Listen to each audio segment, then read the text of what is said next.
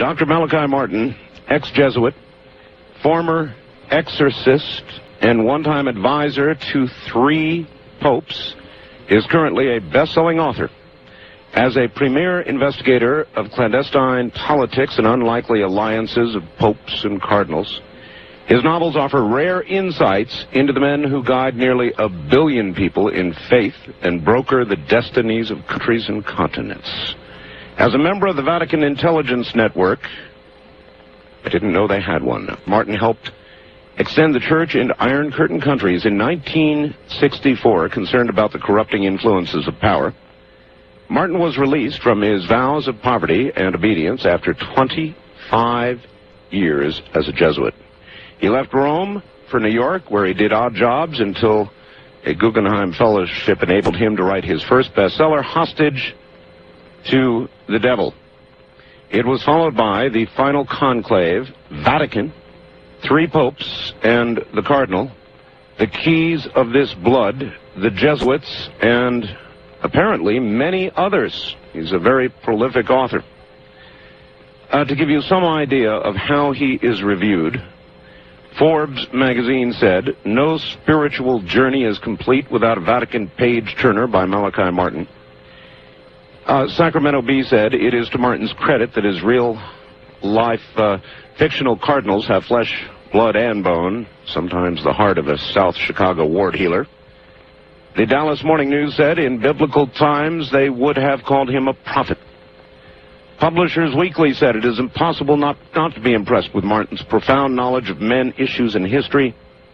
I could go on and on and on and on. For 30 years, as a Catholic priest, Dr. Martin did exorcisms. The mythology or the legend or the doctrine or the teaching, whichever you want to regard it as, it holds that there is a major evil spirit called Lucifer, and there is another one called Satan, and they are accompanied by, or they are among many smaller demons, and these do attack and possess human beings in their will and their intellect. That's the general sort of picture you get from books and studies and doctrine and teaching about the devil and about evil. And I think, what I was saying was that I think at the edge of our consciousness there's always the fear that perhaps indeed there is such a thing, if we don't believe it. We Catholics do hold it, and Christians in general do hold it, but there's a consciousness, there's some evil spirit at work, it could be, in our world, and we're afraid of it. And that it can, according to the belief in many parts of the world and in many parts of history of man, there is the possibility of being possessed, of one's body being dominated by such an evil spirit and used for nefarious ends. They are all fallen angels.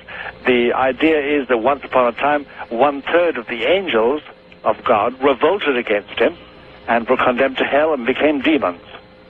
The purpose of the rebellion was simply the ambition of one spirit, Lucifer, the son of the dawn, that's what his name means, the light bearer or the son of the dawn, who said, I will not serve, I will be equal to God.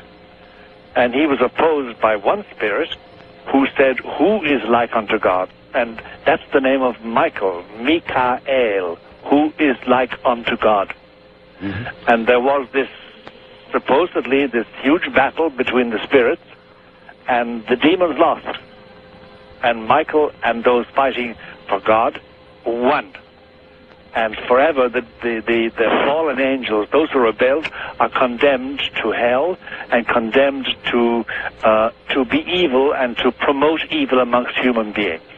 The teaching is that once upon a time God envisaged the world inhabited by men and women and served by angels.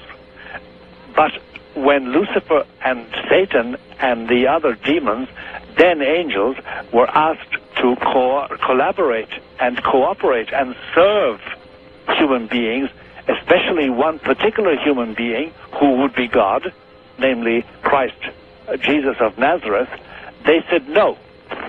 we are angels. We are superior to these material beings.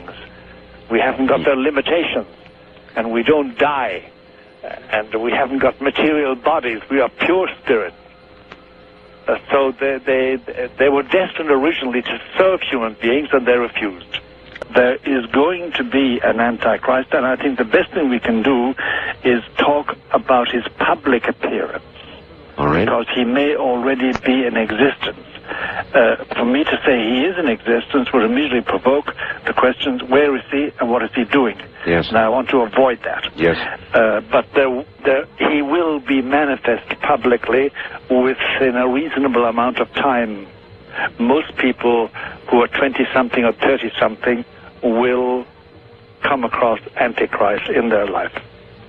We will know him by two main qualities. First of all, he will arrive at a time when we as a race have what looks like insuperable problems. Supposing we discover we have really insuperable environmental problems. Yeah, yes, sir.